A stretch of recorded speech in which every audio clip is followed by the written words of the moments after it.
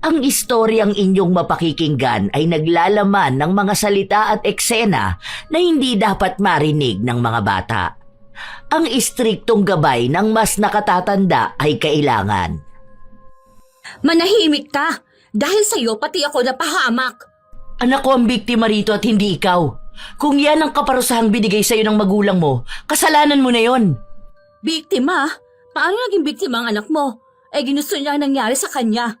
Malandi at kaladkarin kasi siya. Kulang pa ba ang kaparusahang natamo mo sa kapatid ko? Alam mo, Tina, trinato kita na parang anak ko na. Parang ang hindi ko matanggap, ikaw pa mismo ang nagturo sa anak ko na gumawa ng mali. Mas matanda ka at mas may isip. Pero ikaw pa talagang nagtulak sa anak ko sa bisyo at sa kawalan ng respeto sa sarili. Hindi na ako magtataka kung isang araw lumobo rin ang tiyan mo, pero hindi bata ang laman.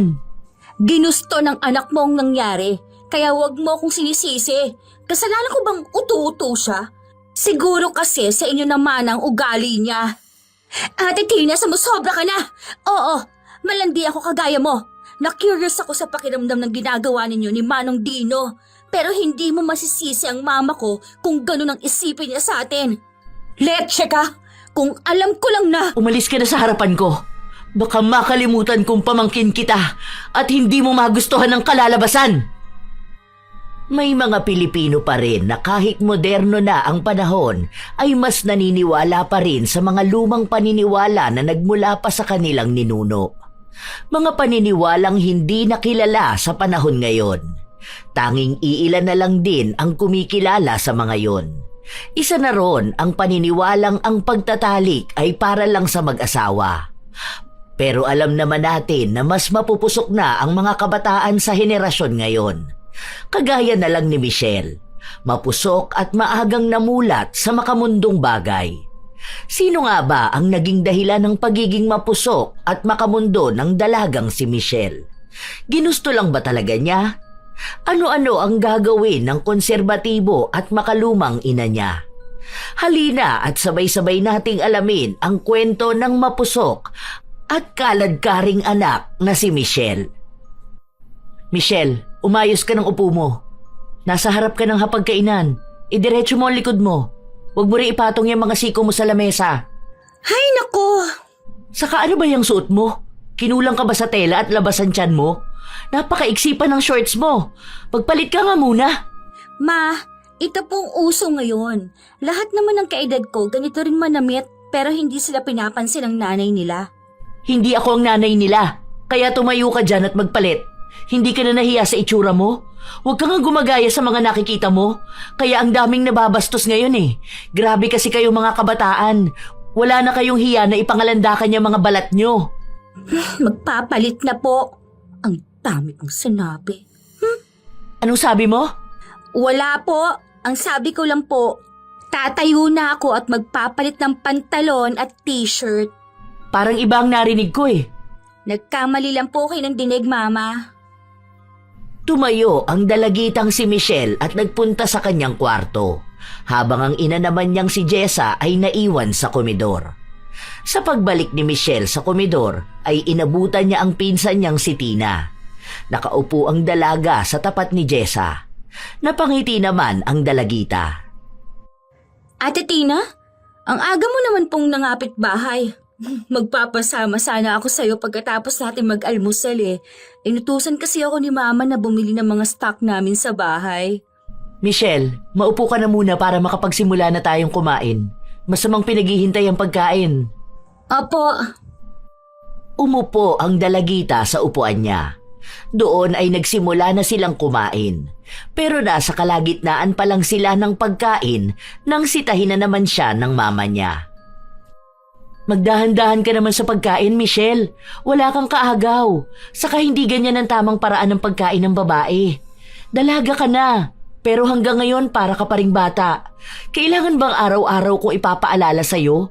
Bakit hindi mo gayahin ang ate Tina mo? Maayos ang postura habang kumakain. Pasensya na po.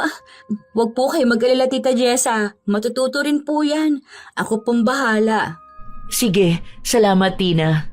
Hays. Nang matapos na silang kumain ay lumakad na rin sina Michelle at Tina. Habang si Jessa ay naglinis na ng bahay at pupunta pa siya sa simbahan. Bago magpunta sa grocery ay dumaan muna ang dalawang babae sa isang bahay. Nagtataka naman si Jessa sapagkat alam niyang bahay yon ni na Kapitan. Anong ginagawa natin dito, Ate Tina? Akala ko po ba mag-grocery po tayo? Relax ka lang. Kakausapin ko lang sandali si Dino.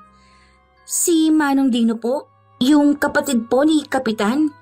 Oo, pero mangako kang wala kang pagsasabi ang iba na pumunta tayo rito ha. Nako, magyayari talaga ako kila mama. Baka hindi ka na rin payagan ni Tita Jessa na sumama sa akin. Siyempre naman po. Bakit ko naman po ipagsasabi? Wala naman po kayo masamang gagawin, di ba? Hay nako, bata ka pa talaga. Marami ka pang hindi alam. Halika na nga. Naglakad na sila papasok sa bakuran ni na Kapitan. Luminga-linga pa nga sa paligid si Tina kung may ibang tao. Nang masigurong walang nakakita sa kanila, ay saka lang siya kumatok sa pinto. Ilang sandali pa ay bumukas ang pinto ng bahay nila Kapitan. Bumungad sa kanila ang gwapong mukha ni Dino. Nakangisi pa nga ang binata nang makita silang dalawa. Mababakas din sa mga mata ang pagkasabik nang tingnan niya simula ulo hanggang paa si Tina. Napansin niyo ni Michelle pero hindi siya nagsalita. Sakto ang dating nyo, wala sila kuya. Pasok kayo. Walang pag-aalinlangang pumasok ang dalawang babae. Iginiya sila ni Dino sa salas at pinaupo muna sila sa sofa. Sandaling umalis ang binata at nagpunta sa kusina para timplahan ng juice ang mga bisita. Habang ang magpinsan ay naiwan sa sala. Hindi na napigilan ni Michelle na magsabi sa pinsan ng kanyang napansin. Ate Tina, napansin ko lang, bakit parang kakaibang tingin sa'yo ni Manong Dino? Parang hinuhubaran ka na niya kanina sa isip niya. Talaga ba? Nako, paniguradong sabik na naman siya sa akin. Nagulat si Michelle sa mga binitawang salita ni Tina. Nangunot ang noo ng dalagita. Hindi niya inaasahan ang sagot na yon ng pinsan. Natigil lang sa paghagikgik si Tina nang mapansing nagtataka si Michelle sa reaksyon niya sa tanong. Ay nako, nagdadalaga ka na. Dapat alam mo ng ibig kong sabihin. Mukhang masyado kang kinulong ni Tita Jessa. Ganito na lang, sasabihin ko na lang sa'yo ang totoo. Ano pong totoo? Paano ko ba sasabihin sa'yo nung hindi ka mabibigla? Masyado ka kasing inosente. Ganito, magkaibigan kami ni Dino, pero hindi ka gaya ng normal na magkaibigan ha. More like special friends. Ha? Special friend? Parang best friend po? Bata ka pa nga talaga. Anyway, parang ganon pero mas malalim pa. Lovers? Hindi. Ikaw talaga. More than friends, but less than lover. Ano yun? Sasabihin ko sa'yo pero sa atin lang to ha. Secret lang natin. Opo, promise. Sige. Ako at si Dino ay fuck buddies. Ano? Hays, ganito na lang para mas maintindihan mo. May nangyayari sa amin kahit wala kaming relasyon. Init lang ng katawan. Ibibigay kong gusto niya basta pasayahin niya ako sa kama. Yak! Malakas na tumawa si Tina. Yun naman ang dinatna ni Dino. Inilapag niya ang dala niyang juice para sa magpinsan. Doon lang natigil sa pagtawa si Tina. Kung nagulat si Michelle sa sinabi ni Tina, ay mas nagulat siya nang bigla na lang tumayo ang pinsan at hinalikan sa harap niya si Dino. Napatakip pa siya ng mata, lalo na nang ipulupot ni Dino ang kanyang braso sa maliit na bewang ni Tina. Pagkatapos nun ay binuhat ang dalaga at naglakad papasok sa kwarto. Bago tuluyang makapasok ay nagbilin pa nga si Tina. Diyan ka muna, Michelle ha. Sandali lang kami. Manood ka na lang muna ng TV, okay? Okay. Yun na lang ang tanging naisagot ng dalagitang si Michelle. Ilang sandali pa ay umalingaw-ngaw na ang malalakas na ungol mula sa kwartong pinasukan ni Tina at Dino. Dala ng kuryosidad ay tumayo si Michelle at dahan-dahang naglakad papalapit sa pinto ng silid. Sinubukan niyang pihitin ang seradura. Napakagatlabi siya nang mapagtantong hindi yon nakalak. Maingat niyang binuksan yon. Nang sapat na ang siwang sa pinto ay sumilip siya. Napatakip siya nang makita ang aktwal na ginagawa ni Tina at Dino. Nakaibabaw pa ang pinsan niya at gumigiling-giling ng walang saplot. Napalunok si Michelle sa nasaksihan niya. Pero mas minabuti niyang bumalik na lang sa sala at umupo sa sofa. Pag-upo niya ay wala sa loob na tinungga niya ng mabilisan ang juice na tinimpla ni Dino. Lumipas pa ang ilang minuto. Lumabas si Tina at Dino sa kwarto. Bigla namang napatayo ng tuwid si Michelle dahil sa gulat. Natatawa at napapailing na nilapitan siya ng pinsan. Oh, ayos ka lang? Nainip ka ba? Ayos lang po ako, Ate Tina. Alis na po ba tayo? Oo, baka magtaka na si Mama pag nagtagal pa tayo. O paano? Bukas ulit? Ikaw talaga. Baka malaspag naman ako kapag inaraw-araw mo. Huwag ka mag-alala. Gusto pa rin kita kahit nalaspag ka na. Pilyo ka talaga. Ate Tina, tara na po. Bago sila umalis ay humalik pa si Dino kay Tina. Napangiwi na lang si Michelle sa nasaksihan. Nang makasakay na sila ng tricycle ay doon lang naglakas loob na magtanong si Michelle tungkol sa nakita niya. Ate Tina, ano po bang pakiramdam ng ginawa ninyo kanina ni Manong Dino? Masakit po ba? Alin doon?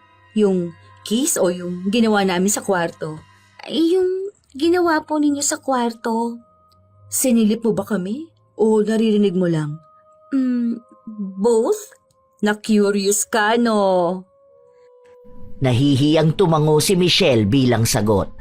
Nakangiti naman si Tina na hinawakan ng kamay ng pinsan at saka bumulong. Masarap. Sa una lang naman masakit. Ano po yun? Pagkain? Hindi! Kakaibang sarap yun. Para kang nasa Cloud9. Ganon. Ha? Naku, hindi ko po talaga maintindihan. Ilang taon ka po ba nung magsimula ka na gawin yon? 16 lang ako nun. Sa pagkakatanda ko, kasama ko mga kaklase ko. Nag-inom kami tapos napagtripan namin manood ng porn. Na-curious kami kaya ayun, sinubukan namin. Ew! Ginawa niya yun? Hay nako, nasasabi mo lang na ew. Pero kapag naranasan mo, mapapasabi ka na lang ng wow. Kadiri ka, te! Hanggang sa makarating sila sa grocery store ay panay ang pang-aasar ni Tina kay Michelle. Hindi naman niya magantihan ang pinsan sapagkat mas matanda ito sa kanya. Nang makabili na sila ng mga pinabili ng mama ni Tina ay umuwi na rin sila. Lumipas pa ang mga araw. Laging isinasama ni Tina si Michelle kapag makikipagkita siya kay Dino. Hindi naman mahirap yun, sapagkat siya lang ang pinagkakatiwalaan ng mama ni Michelle. Dahil din doon ay parang naging normal na lang kay Michelle ang mga ungol ni Tina sa tuwing magtatalik sila ni Dino. Hindi kagaya nung una, naiilang at nandidiri pa siya. Pero nang panahong yon ay naging normal na ang ganong setup nila. Ayos ka lang? Naubos mo yata ang mga chichirya mo ngayon. Sarap po kasing kumain para habang nag-i-scroll sa TikTok. Aba, mukhang nasasanay na sa atin yung alaga mo Kaya nga sa susunod paiinumin ko naman siya. Para malaman naman niya ang lasa ng alak. Aba, mas magandang maaga siyang mamulat, no? Matapos maglandian ng dalawa ay umuwi na ang magpinsan. Hinatid na muna ni Tina si Michelle. Pero pagpasok pa lang nila sa gate ay natanaw na nila kaagad ang nakapamewang at nakataasang kilay na ina ni Michelle na si Jessa. Naku, mukhang yari tayo. Anong oras na ba? 4:00 pa lang po. Ano na naman kayang puna niya sa akin? Ay, paniguradong yari na naman ako. Oh, bakit? May ginawa ka bang kalokohan?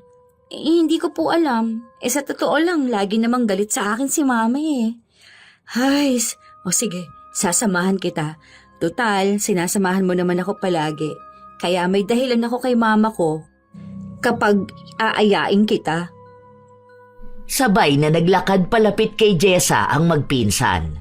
Paglapit pa lang nila ay hinila na papasok ng ginang ang kanyang anak na si Michelle. Kaya kaagad na sumunod si Tina para awatin ang away na pwedeng mangyari. Sa loob ng bahay, pabalyang pinaupo sa sofa ni Jessa ang dalagitang si Michelle. Kaagad na nilapitan naman ni Tina ang pinsan at niyakap. Parehas na may kaba sa kanilang dibdib. Natatakot sila na baka nalaman na ng ginang ang dahilan ng lagi nilang paglabas. Kaya inunahan ng magsalita ni Tina ang kanyang tiyahin. Tita Jessa, nagagalit po ba kayo dahil lagi ko pong isinasama si Michelle kapag lumalabas po ako? Ayoko lang naman po lagi siyang nakakulong dito sa bahay eh. Wala naman po kaming ginagawang masama. Manahimik ka, Tina. Wala sa akin na lagi mong isinasama ang pinsan mo. Mas makakabuti pa ngayon para hindi siya mapabarkada kung kani-kanino eh. Bakit galit na naman po kayo sa akin? Paano hindi ako magagalit? Kaninang nasa simbahan ako pinag-uusapan ka ng mga kasama ko. Halos hubad ka na raw habang nagsasayaw sa TikTok video mo. Ipinost mo pa nga. Sinasabi pa nila na ginagawa mo yun para makapang-akit ng lalaki. Ilang beses na ba kitang sinabihan tungkol sa pananamit mo?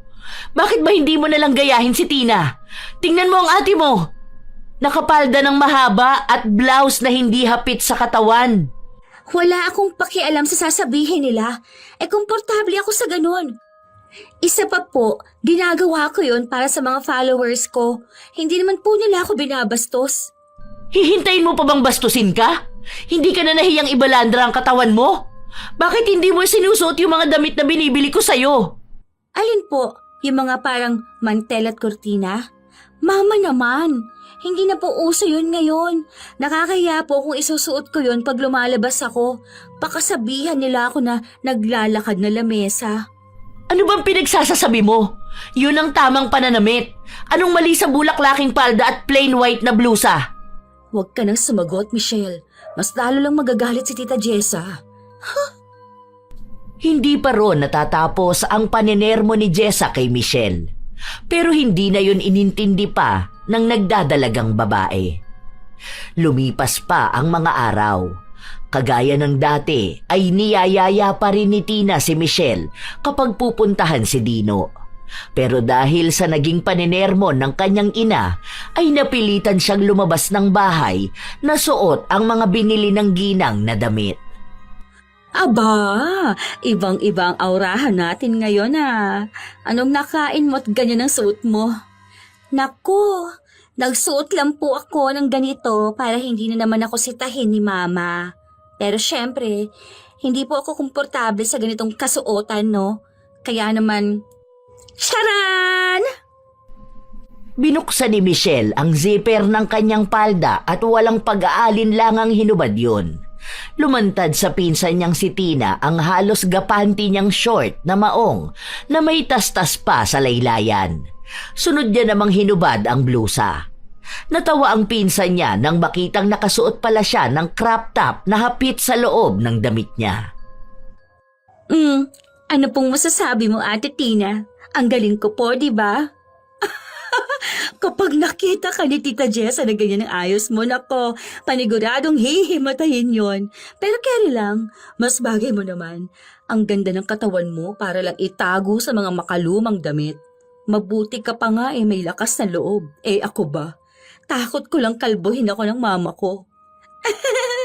Kakalbuhin ka po? Nako, wag naman po sana. Ang ganda-ganda po ng unat at makintab ninyong buhok Ay nako, tama na nga ang daga. Baka hinihintay na tayo ni Dino. Tsaka, ngayon ka namin bibinyagan. Papakilala ka namin sa pamangkin niya. Ay, wait. Klase mo yata ang pamangkin niya eh. Yung anak po ba ni Kapitan? Yun po kasi yung kaklase ko eh, si Vernon. Siya nga! Papakilala ka pa namin eh. Magkakilala pala kayo. Nagtawanan pa ang magpinsan bago sila tumuloy sa kanilang lakad. Sa pagdating nila sa bahay nila Kapitan, ay inabutan nila ang magtito na sina Vernon at Dino. Nanonood ang mga lalaki ng isang pelikulang hindi pa angkop sa edad ni na Vernon at Michelle dahil sa malalaswang eksena. Nang napansin na sila ng dalawa, ay kaagad na tumayo si Dino at nilapitan si Tina. Kaagad na ipinilupot niya ang kanyang braso sa bewang ng dalaga at iginiya papasok sa kwarto. Kaya naman naiwang nakatayo si Michelle sa tapat ng pinto. Ngunit bago pa man makapasok ang dalawang naglalandian ay nagbitaw ng salita si Dino. Oh, Vernon, ikaw nang bahala kay Michelle ha. Huwag ka po mag-alala, ako na pong bahala. Mag-enjoy lang po kayo ni Ate Tina. Relax ka lang dyan, Michelle. Magkwentuhan na muna kayo ng kaklase mo. Matapos sabihin yun ay pumasok na ang dalawa sa kwarto. At alam na alam ni Michelle kung ano ang gagawin ng dalawa. Napapailing na ang dalagita. Hindi niya pa rin mawari kung ano ba ang naidudulot nun sa pinsan niya. Hindi napansin ni Michelle na sinusuri na pala siya ni Vernon. Hinahagod siya ng tingin simula ulo hanggang paa. Oh, wala ka bang balak na umupo? Halika rito. Gusto mo ba ng juice? Halika nga rito. Bakit ba nakatayo ka lang? Plano mo bang magpatangkad? Mabuti pa, samahan mo na lang ako manood. Ano bang pinapanood mo? Naglakad palapit si Michelle sa sofa na kinauupuan ni Vernon. Tumabi siya sa binatang kaklase niya. Ngunit napamulagat siya nang makita ang pinanonood ng binata. Nanlaki ang mga mata niya at hinampas sa braso ang katabi. Kadiri naman yung pinapanood mo. Hindi ka pa ba nakakakita ng mga taong nag-aalikan? Nakakita na. Pero bakit pa kasi ganyan ang pinapanood mo? Para matuto ko. Sabi ni Tito Dino, matututo akong humalik kapag lagi kong pinapanood to. Ewan ko sa'yo. Kaya siguro ang bababa ng grades mo dahil ibang inaaral mo. Gusto mo, try natin? Ayoko nga. Talaga ba? Dahan-dahang inilapit ni Vernon ang mukha niya kay Michelle. Sinubukan namang lumayo ng dalagita. Ngunit hinawakan ng binata ang baba niya at saka siya hinalikan. Napamulagat ang dalagita. Gusto niyang itulak si Vernon, pero wala siyang lakas. Kaya naman hinayaan na lang niya na halikan siya ng binata. Sinabayan niya ang galaw ng mga labi ng binata. Hindi alam ni Michelle kung gaano katagal silang naghalikan ni Vernon. Tumigil na lang sila nang biglang lumabas si Dino at Tina. Aba, natututo ka na rin lumandi kagaya ko ha? Kakaiba ka talaga, Vernon. Mukhang ikaw pa ang first kiss ni Michelle ah. Po? Si Vernon po kasi Kunwari ka pa. Alam ko naman na gustuhan mo rin. Masarap kaya akong humalik.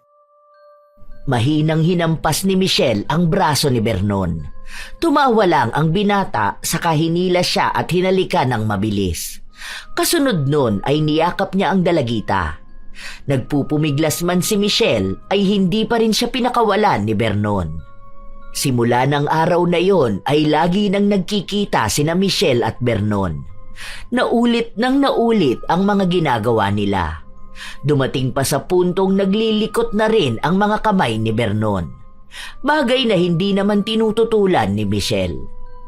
Isang araw ay aksidenteng may nakakita sa kanilang ginagawa at sinabi yon kay Jessa. Dahil doon ay sinermonan na naman si Michelle. Ano ka ba naman bata ka? Wala ka na ba talagang kahihiyan sa katawan? Ano ba ang silbi ng pagpapaaral ko sa iyo sa isang eksklusibong paaralan kung panay kalandian lang naman ang natututunan mo? Hindi ka na talaga marunong mahiya! Bakit po ba? Mas naniniwala pa po kayo sa sinasabi ng chismosang kasamahan ninyo. Paano kita paniniwalaan? Lagi ka na lang nagsisinungaling. Wala lang po kayong tiwala sa akin. Sabihin mo nga sa akin, sinong ina ang matutuwa kapag sinabi ng iba na nakita niyang nakikipaghalikan ng anak sa isang sulok, sa isang lalaki? Sabihin mo nga sa akin, kasintahan mo ba yun? Oo na, nakipaghalikan daw kay Vernon. Masaya na po ba kayo? Ma, wala na po tayo sa sinaunang panahon. Normal na po yun sa magjowa. Ingrata! Isang malakas na sampal ang dumapo sa mukha ni Michelle, habang ang kanyang ina naman na si Jessa ay namumula na sa sobrang galit. Gigil na hinila ang dalagita papasok sa kanyang kwarto. Pagpasok nila sa kwarto ay pabalyang itinulak si Michelle ng kanyang ina. Umiiyak namang bumaluktot lang siya roon. Simula ngayon ay hindi ka na makakalabas pa ng bahay. Kahit ipagpaalam ka pa sa akin ni Tina. Ay, bakit pati si Ate Tina nadamay? Basta! Hindi ka na lalabas ng bahay! Simula ng araw na yon ay hindi na nga pinapayagang lumabas si Michelle. Kaya wala siyang ibang ginawa kundi ang magsasayaw sa TikTok. Araw-araw din siyang pinapagalitan. Pero baliwala yon sa dalagita. Isang araw ay nakatanggap siya ng isang mensahe mula kay Vernon. Inaaya siyang lumabas. Gabi na yon at alam ni Michelle na tulog na ang kanyang ina. Kaya malakas ang loob niyang tumakas. Dumaan siya sa bintana at nakipagkita siya kay Vernon na matyaga namang hinihintay siya sa likod bahay. Pagdating ni Michelle sa likod bahay ay kaagad siyang niyakap ni Vernon. Humagikgik naman siya ng mahina. Namiss mo ako, no? Oo, sobrang miss. Pakis nga. Hinalikan ni Vernon si Michelle. Kagaya ng dati ay ginaya ng dalaga ang paraan ng paghalik ng binata. Hanggang sa lumalim yun. Parehas na nakaramdam ng init ng katawan ang dalawa. Kung saan-saan na rin naglakbay ang kanilang mga kamay sa katawan ng isa't isa. Michelle, hindi ko na kayang pigilan ng sarili ko. Papayag ka bang subukan natin ang ginagawa ni na Ate Dina at Tito Dino?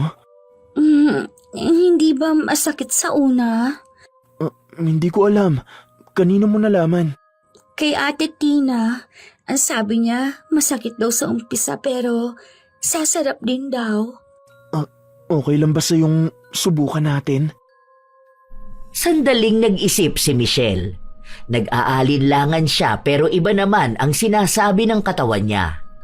Lalo na nang marahang hinaplos ni Vernon ang kanyang leeg. Hindi na maintindihan ni Michelle pero nakadama siya ng init ng katawan na hindi pa niya nararamdaman sa buong buhay niya.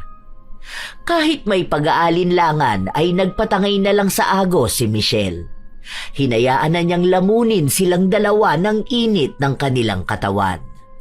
Matapos ang gabing yon ay naulit pa ang kanilang ginagawa. Hanggang sa maging sa ibang lalaki ay nagpapagamit na siya. Lalo na kapag walang panahon sa kanya si Vernon. Pati na rin kapag nag-aaway sila.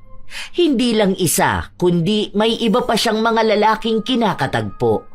Basta gwapo at magaling ay ayos na yon sa kanya. Hanggang isang araw ay nagising na lang si Michelle na masama ang pakiramdam. Nagtatakbo siya papunta sa banyo at doon sumuka ng sumuka. Yun naman ang inabutan ni Jessa. Napakunot pa ng noo ang ginang sa nasasaksihan niyang eksena. Michelle, ano ba nangyayari sa'yo? Mama? Ano bang nangyayari sa iyong bata ka? Hindi malaman ni Michelle kung ano ang kanyang sasabihin. Nasa ganoong tagpo sila nang biglang sumulpot si Tina. Tita Jessa, pinabibigay po ni Mama. Ano nangyayari sa'yo, Michelle? Wala po. May nakain po yata ako kagabi kaya sumakit ang tiyan ko. Hindi naman po ako madumi. Hay nako, ang mabuti pa, samahan na lang kita mamaya sa center. Mabuti pa nga, Tina. Hindi ko kasi mahaharap to. May simba kami ngayon eh. Magbibihis lang po ako. Mabilis ang naging galaw ni Michelle. Natatakot kasi ang dalaga na baka makahalata na ang kanyang ina. Nang makapagbihis na siya ay inabutan niyang nag-iisa na si Tina sa sala nila. Kaya naman tinanong niya ang pinsan. Umalis na po ba si Mama, Ate Tina? Oo, nagmamadali at mahuhuli na raw siya sa samba nila. Matapos sabihin yon ng kanyang pinsan, ay napahagulgol siya at may sinabi sa kaisa-isang pinagkakatiwalaan niya. Ate Tina, ayoko magpunta sa center. Ayoko malaman ang lahat ng totoong lagay ko. Ha? Anong ibig mong sabihin? 3 linggo na po akong delay. Natatakot po akong aminin kay Mama. Ano po ang gagawin ko? Ano? Hindi ba kayo gumagamit ng kondom? Nung una po gumagamit kami, pero mas madalas pong hindi na. Patay tayo dyan. Ano bang plano mo? Gusto mo ipalaglag na lang natin. May kilala ko. Siya ang gumawa sa akin nung mabuntis ako noon ni Dino. Hindi ko po alam. Naguguluhan na po ako. Ate Tina, tulungan mo po ako, please. Halika na nga muna. Punta tayo kay Dino. Siya ang hingan natin ng opinion. Total, pamangkin naman niya ang nakabuntis sa'yo. Paano kung hindi niya ako panagutan? Ano pong gagawin ko? Huwag kang mag-alala. Hindi kita pababayaan. Isipin mo na lang, ang nangyayari ay may ibibigay na panibagong yugto sa buhay natin. Naiintindihan mo ba ako? Tumangulang ang umiiyak na dalagita. Niyakap naman siya ng pinsan niya at saka hinagod ang likod. Nang kumalma na siya ay saka sila nagpunta sa bahay nila Kapitan. Doon ay inabutan nilang nagbibiruan at nagpapayabangan ang magtito. Wala, mahina ka pa rin. Kahit ikaw ang nakauna kay Michelle, hindi mo naman yata siya napapaligaya. Balita ko, natikman na rin siya ng iba. Hindi ko dapat pumapayag na ganun. Iniiputan ka na lang niya sa ulo eh. Naku, imposible po. Kahit saan ko nga po siya yayain mag-ganon, pumapayag siya eh. Kasi nga po, magaling ako. Isa pa po, pampalipas oras lang naman po niya mga yon. Sa akin pa rin siya umuulit. Dapat lang. Natigilan ang dalawa sa usapan nila. Napatayo pa ang magtito pagkakita sa magpinsan. Kaagad na lumapit si Dino kay Tina. At ganon din si Vernon kay Michelle. Yumaka pa ang binata at humalik sa dalagita. Oh, ang aga niyo yata nagpunta ngayon. May mahalaga tayong dapat pag-usapan. Pumasok na po muna kayo. Pumasok sila sa loob. Pinagitnaan ng magtito ang magpinsan. Si Vernon ay kaagad na lumingkis kay Michelle. Itinulak naman siya ng dalagita. Oh, bakit mo ako tinulak? Wag! Mas importante makapag-usap na muna tayo. Ano bang pag-uusapan natin? Mas mahalaga ba yung kesa sa loving-loving natin? Dino, ang mabuti pa iwanan muna natin sila. Tumayo sina Dino at Tina. Pumasok sila sa kwarto. Nang maiwan sina Michelle at Vernon, ay kaagad na sinabi ni Michelle ang sadya nilang magpinsan. Vernon, may importante akong sasabihin sa'yo.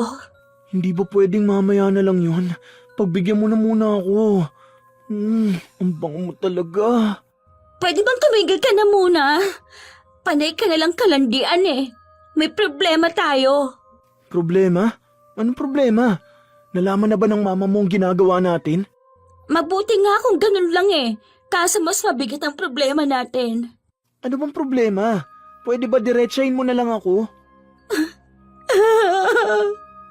Vernon, buntis ako. Ano? Buntis? Malamang hindi sa akin yan. Bakit hindi mo na lang sabihin sa nakabuntis sa'yo? Sira ulo ka ba? Sa tingin mo ba hindi ikaw ang ama ng dinadala ko? Ako? Naku Michelle, baka pinapaako mo lang sa akin yan. Alam ko namang hindi lang ako ang gumagalaw sa'yo. Alam kong sa'yo to. Ikaw lang naman ang nakakagalaw sa akin itong mga nakaraang buwan eh. Sinungaling, ako pa talaga ang uutuin mo? Basta, hindi akin yung batang nasa tiyan mo. Anong gagawin ko? Aba malay ko sa'yo, problema mo yan at hindi ko yung kargo. Isang malakas na sampal ang ibinigay ni Michelle sa kanyang nobyo. Galit namang ginantihan siya ng binata. Kaya pinagmumura ito ni Michelle. Dahil sa lakas ng boses nila ay lumabas sina Dino at Tina. Kaagad na nilapitan naman ng babae ang pinsan niyang dalagita. Oh, ano nangyari? Bakit namumula ang pisngi mo? Sinampal ko yung sinungaling mong pinsan. Magpapabuntis tapos sa akin ipapaako. Hoy, gumalang ka naman. Nakalimutan mo na yatang mas matanda sa'yo ang ate Tina mo. Pasensya na po pero hindi ko pa nanagutan ng pinsan nyo. Hindi lang naman akong gumagalaw sa kanya eh. Sa'yo nga ang dinadala ko. Bakit ba ayaw mo maniwala? Sinong tanga maniniwala sa'yo? Kalat na kalat naman sa school natin na sumesegway ka. Ano bang pinag-uusapan nyo? Buntis si Michelle? Oo, at mukhang wala namang planong pamangkin mo sa magiging anak nila. Kagaya mo rin. Hay nako, hayaan mo na nga Michelle. Umalis na tayo. Kukontakin ko na lang yung abortionist na kakilala ko. Huh? Umiiyak na sumama na si Michelle kay Tina. Bumalik na lang muna sila sa bahay nila Jessa. Pagbalik nila roon ay doon lang sinabi ni Michelle na may pag-aalinlangan siya na ipalaglag ang ipinagbubuntis niya. Ano? Paano kapag nalaman ni Tita Jessa na buntis ka? Magagalit yun. Alam ko po, pero natatakot ako. Parang ayokong ipalaglag yung bata. Ate Tina, naguguluhan na po ako eh. Hindi ko na po alam ang gagawin ko. Kung magpapalaglag po ako, baka mamatay ako eh. Ano? Saan mo naman napunot ang ideyang yan? Napapanood ko po sa TV, pati sa mga balita. Bakit ako buhay pa? Nagpalaglag din naman ako eh. Hindi ko po yata kaya sa ngayon. Itago na lang po muna natin kay Mama. Pag-iisipan ko na lang po muna kung tutuloy ko po o hindi. Napapailing na lang si Tina sa desisyong yon ni Michelle. Hindi na lang niya kinontra ang desisyong yon ng dalaga. Lumipas pa ang 2 buwan. Pilit pa rin kinukumbinsi ni Tina ang pinsan niyang si Michelle na ipatanggal na ang bata sa sinapupunan nito, sapagkat mahihirapan na siyang itago kapag lumaki na ang kanyang tiyan. Hindi mo na maitatago pa kay Tita Jessa ang tiyan mo kapag lumobo na yan. Ano ba talagang balak mo? Hindi ko pa po alam. Ay nako, halika na nga lang. Uminom tayo. Baka sakaling maisip mo na ang sinasabi ko sa'yo. Sumama naman si Michelle kay Tina. Dinala siya ng pinsan sa kabarkada. Doon ay nag-inom sila hanggang sa malasing na ang dalagang si Michelle. Magkaganon pa man ay wala pa rin itong desisyon. Ang paglabas at pag-inom nila na yon ay naulit ng naulit. Hanggang isang gabing tumakas si Michelle kasama si Tina ay nakita sila ni Jessa. Kaya naman sinundan sila ng ginang. Sa pagsunod sa kanila ni Jessa ay napag-alaman ng ginang ang totoong ginagawa ng dalawa. Yon ay ang mag-inom. Balak na sana niyang komprontahin ang dalawa, pero natigilan siya sa sinabi ni Tina. Ipalaglag mo na lang yung dinadala mo. Hindi ka naman pananagutan ni Vernon eh. Walang bayag yon kagaya ng tito niyang manyakis. Hindi ko po yata kaya talaga ipalaglag ang baby ko, Ate Tina. Anong plano mo? Bubuhayin mong bata? Magagalit lalo sa'yo ang Tita Jessa. Bukod pa ron, sigurado akong itatakwil ka niya. Ikakahiya. Parehas ang paniniwala ang mga magulang natin, Michelle. Ate Tina, bakit po ba kasi ganun sila? Bakit ba akala nila nasa sinaunang panahon pa tayo? Sa pananamit, sa pagsasalita, sa kilos, nakakasakal na. Kaya nga, kung ako sa'yo, ipalaglag mo na yung tiyanak sa tiyan mo. Hindi matatanggap ng pamilya natin yan. Lalo na't ayaw naman palang panagutan ni Vernon. Bahala na. Shot puno pa. Bago pa man matungga ni Michelle ang alak na nasa baso niya, ay may kamay na bigla na lang yung tinabig. Galit na tumayo ang dalaga at balak sanang awayin ang may gawa. Pero namutla siya na sa kanyang pagharap ay ang galit na ina niya ang kanyang nakita. Mama? Nawala ang tama ng alak sa katawan nila dahil doon. Maging si Tina na nasa tabi ni Michelle ay nagulat at namutla rin.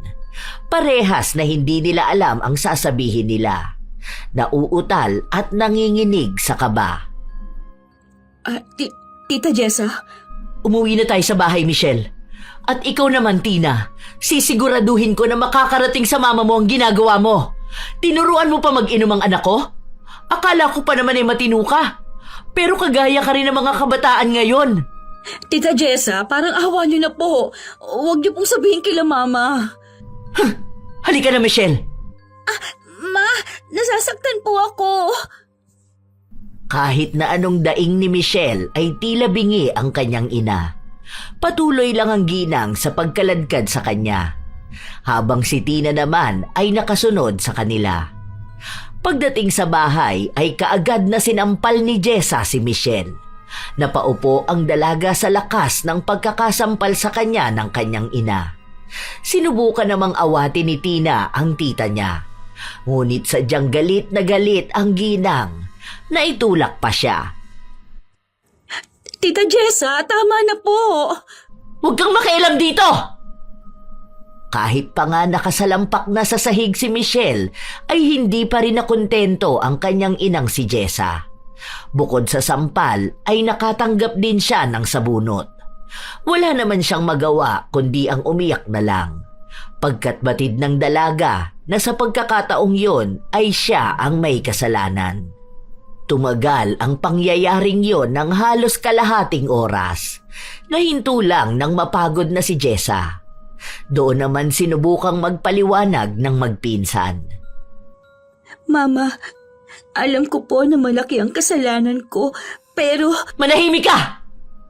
Ano ng plano mo sa batang nasa tiyan mo? Hindi ko po alam. Hindi ko po alam ang gagawin ko. Sabi ko naman sa'yo, may kakilala akong pwedeng makatulong eh. Ayaw mo lang kasi eh. Ituloy mo. Ano po? Ma? Ang sabi ko, ituloy mo ang pagbubuntis mo. Bukas na bukas ay pupunta tayo kila Kapitan. Kailangan ko makausap ang tatay niyang dinadala mo. Ma, wag na po.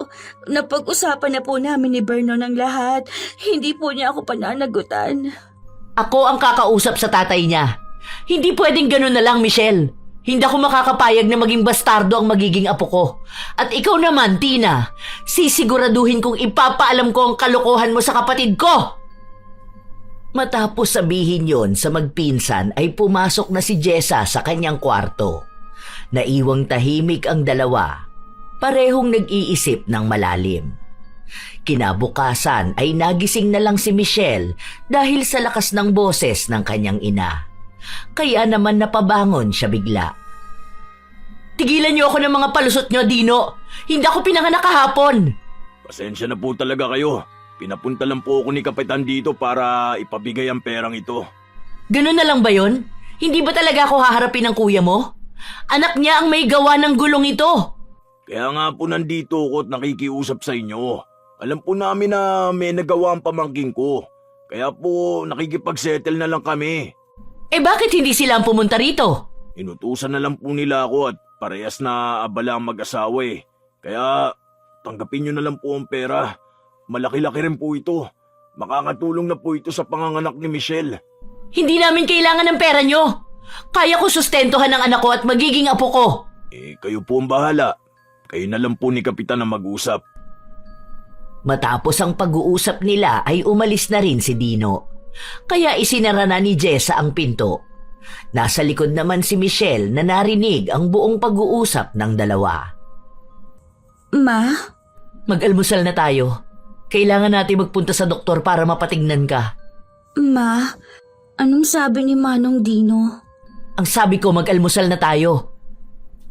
Hindi na lang umimik si Michelle sapagkat kilala niya ang kanyang ina. Kapag ganito ang mga sagot sa kanya, ay paniguradong galit na naman ito. Kaya sumunod na lang ang dalaga. Matapos mag-almusal ay nagpunta nga sa doktor ang mag-ina. Pinatignan nila ang lagay ng pagbubuntis ni Michelle, lalo na at bata pa ang dalaga. Ngunit ayon sa doktor, ay malusog naman daw ang fetus. Ngunit marami na ring ibinawal sa dalaga. Matapos yun ay umuwi na silang dalawa. Dinatnan nila si Tina na nasa harapan ng bahay nila. Puno ng sugat ang mga braso, panay pasa rin ang mukha. Nang makita sila ni Tina ay lumapit ito sa kanila at umiiyak na sumigaw. Tita Jessa, ano po bang gusto ninyo talagang mangyari? Ang mamatay ako? Eh bakit kailangan sabihin ninyong lahat sa mama ko? Ate Tina, manahimik ka. Dahil sa'yo pati ako napahamak. Anak ko ang biktima rito at hindi ikaw. Kung yan ang kaparusahang ibinigay sa'yo ng magulang mo, kasalanan mo na yon. Biktima? Paano naging biktima ang anak mo? Ginusto niyang nangyari sa kanya. Malandi at kalagtarin kasi siya. Nagulat si Michelle sa sinabi ni Tina. Ngunit mas nagulat siya nang biglang sampalin ng kanyang inang si Jessa ang pinsan niya. Kulang pa ba ang kaparusahang natamo mo sa kapatid ko? Alam mo Tina, trinato kita na parang anak ko na. Pero ang hindi ko matatanggap, ikaw pa mismo ang nagturo sa anak ko na gumawa ng mali. Mas matanda ka at mas may isip. Pero ikaw pa talagang nagtulak sa anak ko sa bisyo at kawalan ng respeto sa sarili. Hindi na ako magtataka kung isang araw, lumobo rin ang tiyan mo. Pero hindi bata ang laman. Ginusto ng anak mo ang mga nangyari. Kaya wag mo akong sinisisi. Kasalanan ko bang utu-utu siya? Siguro kasi sa inyo niya naman na ang ugali niya. Ate Tina, sumusobra ka na? Oo, malandi ako kagaya mo. Na-curious ako sa pakiramdam ng ginagawa ninyo ni Manong Dino. Pero hindi mo masisisi ang mama ko kung gano'n ang isipin niya sa atin. Leche ka! Kung alam ko lang na... Umalis ka na sa harapan ko. Baka makalimutan kong pamangkin kita at hindi mo magustuhan ng kalalabasan. Simula ng araw na yon ay kumalat na sa buong bayan ang naging pagtatalo ng magtitang sina Jessa at Tina. Maging ang pagbubuntis ni Michelle ay hindi rin nakaligtas sa mga tsismosa. Sinubukan ng mag-inang Jessa at Michelle na makipag-usap sa mga magulang ni Vernon. Ngunit mariin nilang iginiit na magsusustento na lang sila sa bata. Hindi yun matanggap ni Jessa. Lalo na ang dahilan nila kapitan na bata pa ang anak nila at hindi pa alam ang responsibilidad. Ayaw din daw umano nilang masira ang buhay ng binata dahil sa pagkakamali ng magkasintahan. Dahil doon ay mas lumalim pa ang galit ni Jessa sa kanila. Gabi-gabi ring iniiyakan at pinagsisisihan ni Michelle ang kanyang mga naging pagkakamali. Eksenang laging nasasaksihan ni Jessa. Kaya naman upang makabawi sa mga taong sa palagay niya ay nang api sa kanyang anak, ay may desisyong nabuo sa isip niya. Isang kabilugan ng buwan ay nagising si Michelle nang makaamoy siya ng nasusunog na ipa. Masakit yon sa ilong at hindi niya kayang tiisin. Kaya naman sumilip siya sa may bintana. Sa pagsilip niya ay nakita niya si Jessa na nakaluhod sa lupa at nakatingala. Nakataas pa ang dalawang kamay ng ginang habang may inuusal. Lahat ng nagkasala ay luluhod. Lahat ng aking sasabihin ay matutupad. Sa ilalim ng kabilugan ng buwan ay pinalalaya ko kayo. Inihahandog ko sa inyo ang kalayaang sakupin sila ng kadiliman at pagdurusa. Kinilabutan si Michelle sa mga narinig niyang sinabi ng kanyang ina. Hindi man niya alam ang ginagawa ng ginang ay batid naman niyang kakaiba yon at mapanganib. Anong ginagawa ni Mama? Nakakatakot naman. Parang sinusumpa niya na sila. Pero hindi naman totoong sumpa. Nababalo na bang mama ko dahil sa akin? Kasalanan ko to eh. Kung nakinig na lang sana ako, baka matino pa ang utak ni mama. Ay, sana naman hindi na lumala pa. Natatakot ako. Ay naku. Huwag na nga ako mag-isip. Aalagaan ko na lang ang dinadala ko. Baka sakaling bumalik sa dati si mama. Matapos sabihin yon sa kanyang sarili, ay bumalik na sa higaan niya si Michelle. Kinabukasan, habang nasa hapagkainan sila ay may kakaiba kay Jessa. Kaagad na napansin yon ni Michelle. Mama, mukhang masaya po kayo ngayon ah. Masaya talaga ako, anak. Ay nako, kumain ka ng kumain para healthy ang apo ko. O ito, binilhan din kita ng prutas. Bakit parang ang bait niyo po ata ngayon? Mabait ako, anak. Istrikto at masungit lang ako, pero mabait ako. Nagiging masama lang ako kapag nagagalit. May sakit po ba kayo? Sandaling nangibabaw ang katahimikan sa pagitan ng mag-ina. Naging seryoso rin ang mukha ni Jessa. Kaya naman nakadama ng kaba si Michelle. Lalo na nang ngumiti ang kanyang ina. Hindi maintindihan ng dalaga kung bakit bigla siyang kinabahan sa ngiting yon ni Jessa. Wala akong sakit, anak.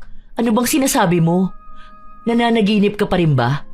Kumain ka na nga lang at aalis pa ako. Kailangan ko magpunta sa kabilang bayan. Bibilhan kita ng hinog na mangga. Talaga po?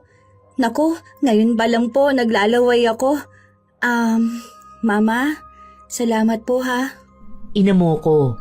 Kahit na hindi ko gusto ang mga pinaggagawa mo, wala naman akong pagpipilian kundi ang tanggapin at tulungan ka. Pero mangako ka sa akin, anak. Aalagaan mo ng mabuti ang apo ko at babalik ka sa pag-aaral mo. Opo, salamat po. Mabuti naman. Matapos mag-almusal ng mag-ina ay umalis na si Jessa. Naiwan naman ang buntis na si Michelle, kaya naisipan niya na lang maglinis ng bahay nila. Nang matapos na siya sa paglilinis ay doon lang niya naisipang hawakan ang kanyang cellphone. Nag-scroll lang siya sa social media account niya. Plano na sanang itigil ni Michelle ang kanyang ginagawa nang makita niya ang post ng kanyang ate Tina. Napakunot ang kanyang noo habang binabasa yon. Ayon sa post ay sinisiraan siya at ang kanyang ina. Sinabi pa sa post ni Tina na nagpapanggap pa raw na mabait at relihiyosa si Jessa. Pero ang totoo ay konsentidor ang ginang sa maling gawain ng malanding anak. Hindi malaman ni Michelle kung ano ba ang mararamdaman niya ng sandaling yon, sapagkat alam na alam niyang trinato na parang anak na ng kanyang ina ang pinsan. Nang sumapit na ang hapon ay nagtataka si Michelle kung bakit wala pa rin ang kanyang ina. Habang hinihintay ang pagbabalik ng ginang, ay tumambay muna ang buntis sa harap ng bahay nila. Nagpatugtog pa siya ng malakas. Ilang sandali pa ay bigla na lang sumulpot si Tina. Galit na naglakad palapit sa dalagang buntis.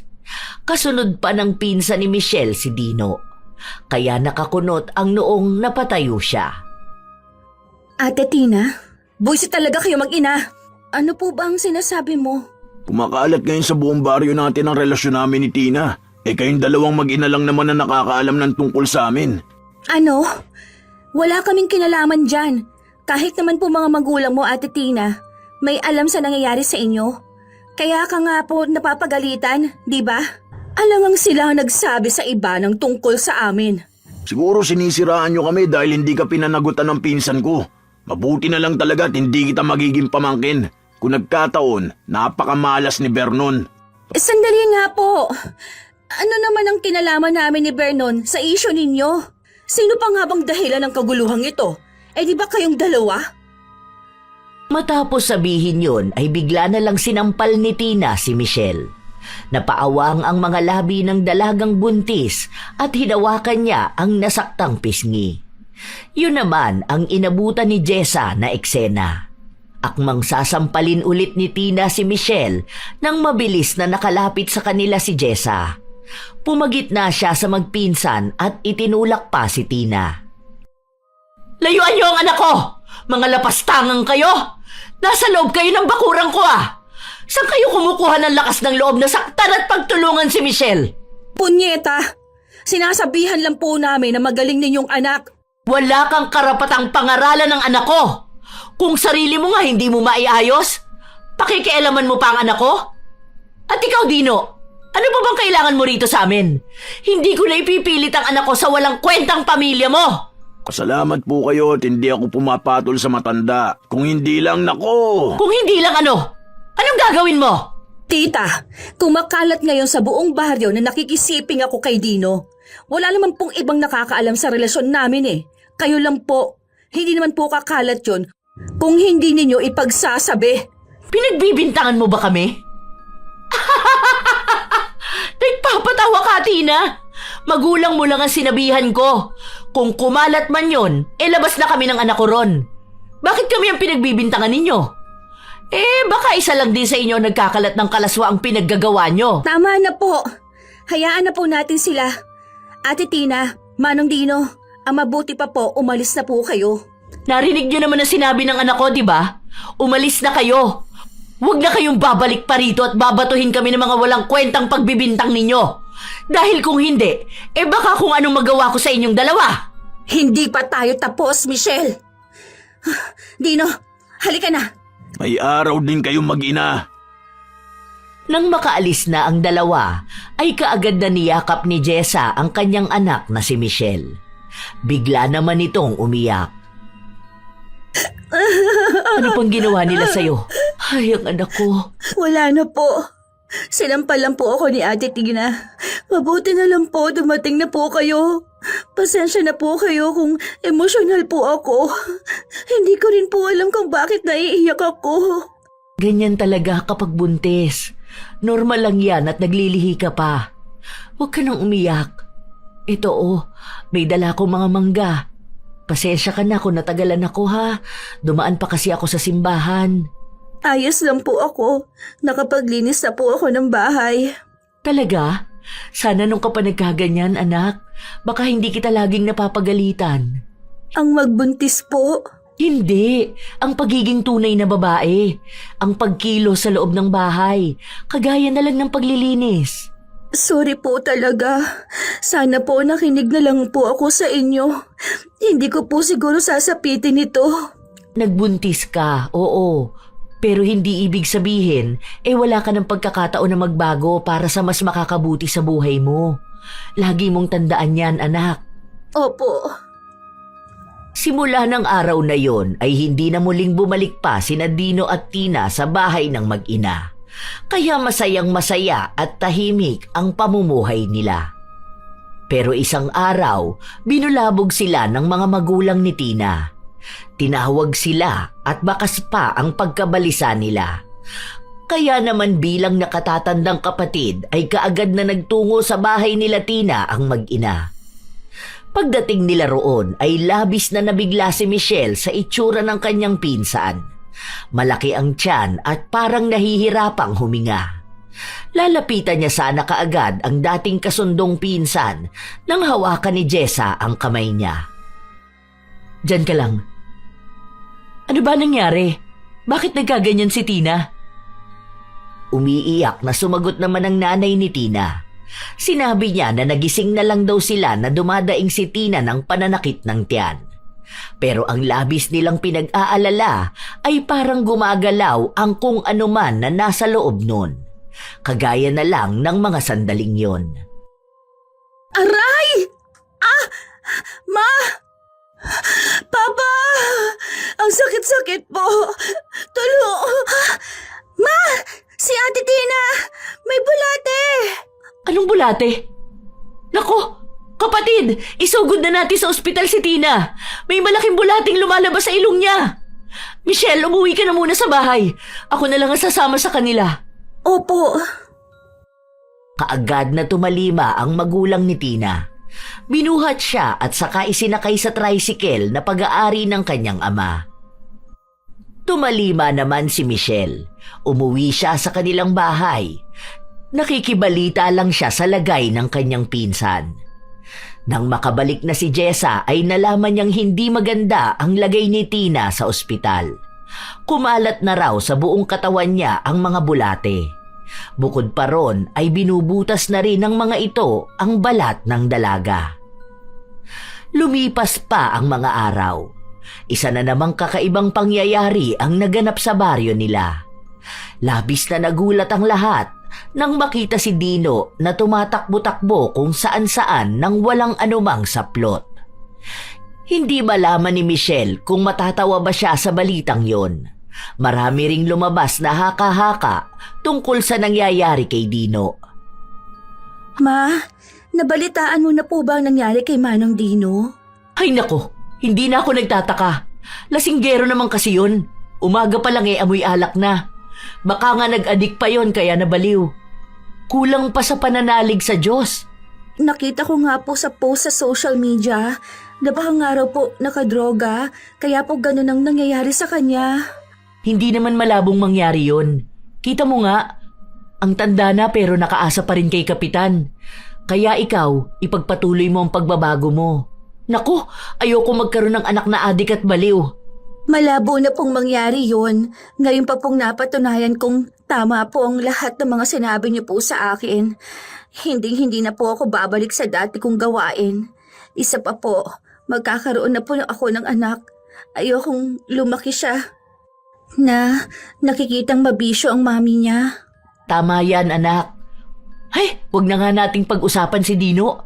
Ang mabuti pa, tingnan mo ang mga pinamili kong baru-baruan. Ang ganda ng disenyo.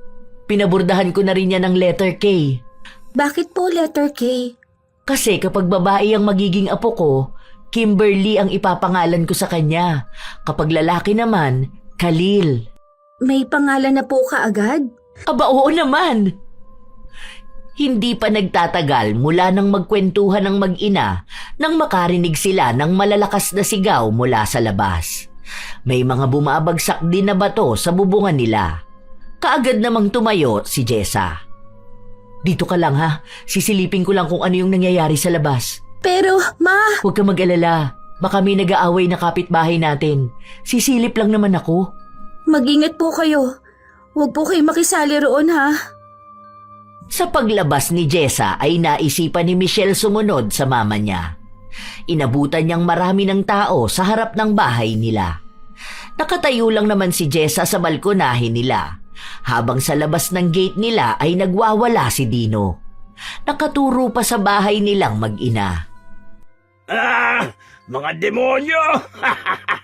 Mga demonyo nakatira sa bahay Hoy Dino, huwag ka manggulo rito! Umuwi ka na sa inyo at itulog mo na lang yan! Sama tayo sa impyerno! Demonyo! Nababaliw ka na talaga! Melba, tawagin ninyo si Kapitan! Sabihin nyo nang gugulo ang kapatid niya!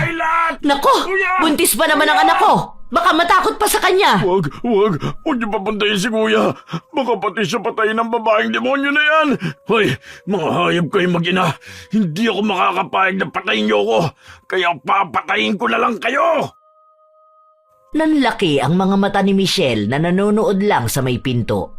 Kitang-kita niya ang biglang pagdampot ng malaking bato ni Dino at pagpupumilit na pumasok sa gate nila. Kaya lumabas siya ng bahay at mabilis na nilapitan ng kanyang ina. Ma, pumasok na po tayo. Balo na po si Kuya Dino. Papatayin niya po tayo.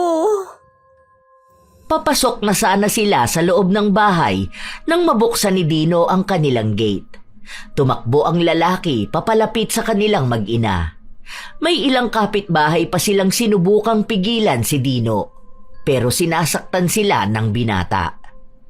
Nang malapit na sa kanila si Dino ay may ilang kalalakihan ang humawak sa binata at sinubukan siyang patumbahin. Pero dahil sa pangyayaring yon ay aksidenteng natumba siya at tumama sa ulo niya ang malaking bato na hawak-hawak niya. Yon ang eksenang inabutan ng kapitan. Ang pagbagok na yon ang naging sanhi ng pagkakaospital ni Dino. Na-comatose din siya. Simula ng araw na yon ay naging kapansin-pansin na ang kinikilos na kakaiba ni Jessa. Nang minsang lumabas ng madaling araw si Michelle para umihi, nakita niya ang kanyang ina na nasa kusina at may kinakausap. Nagtaka pa siya sapagkat wala naman siyang nakikitang kausap ng ina. Kaya naman pasimple siyang lumapit. Doon niya nakita ang isang garapon na hawak ng kanyang ina. Sa loob nun ay may isang itim na paru-paro. Kakaiba ang itsura nun kumpara sa mga ordinaryong makikita sa labas. Malaki at parang may nakaguhit na mata sa pakpak. Magaling, tapos na tayo kay Tina. Nakomatose na rin si Dino. Isa na lang, balitaan mo ako sa galaw ng pinalaya kong sa Lagubang. Gusto kong malaman kung hanggang saan ang tatag ng anak ni Kapitan.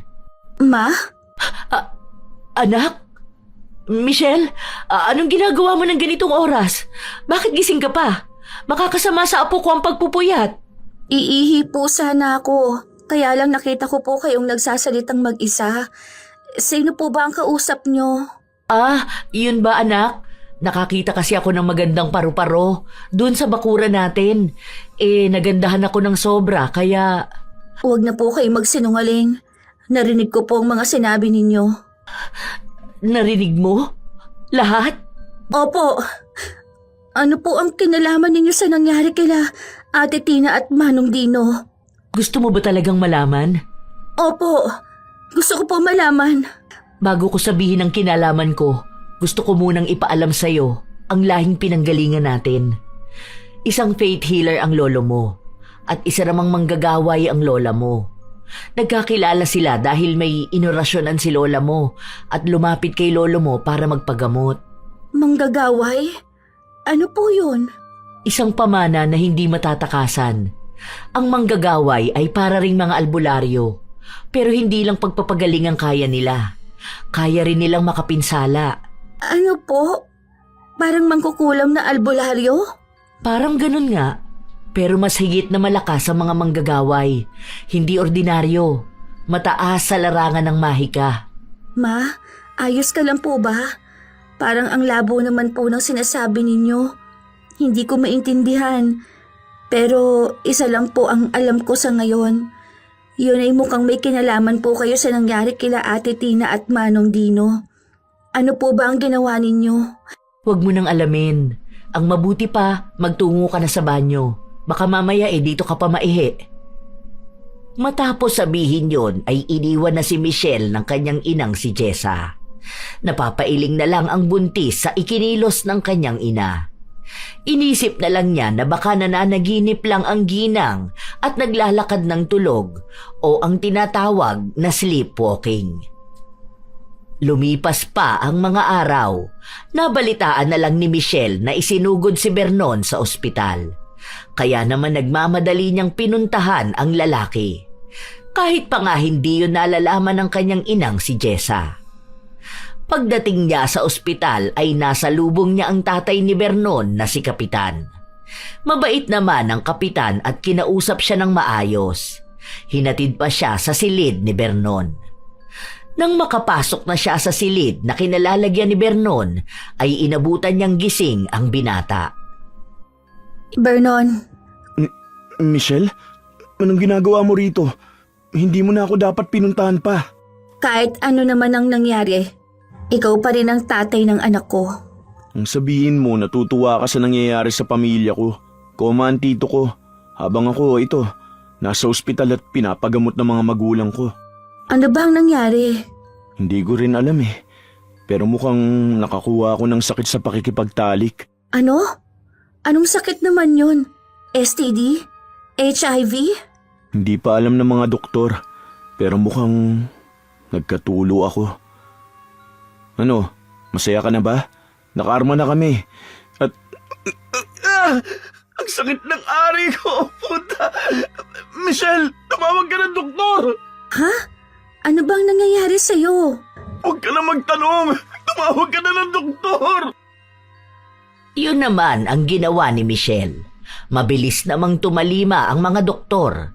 Ipinaliwanag sa kanila na malala na ang lagay ng ari ni Vernon at kinakailangan ng tanggalin yon dahil nabubulok na ang laman sa parte ng katawan niya na yon. Kaagad na pumayag ang mga magulang ng binata. Wala na silang ibang inisip kundi ang maisalba pa sa mas malalang problema o impeksyon ang kanilang anak. Nang makauwi ng bahay si Michelle ay kaagad niyang ibinalita sa ina ang nangyari kay Vernon. Pero nagulat ang buntis nang tumawa pa ng malakas si Jessa.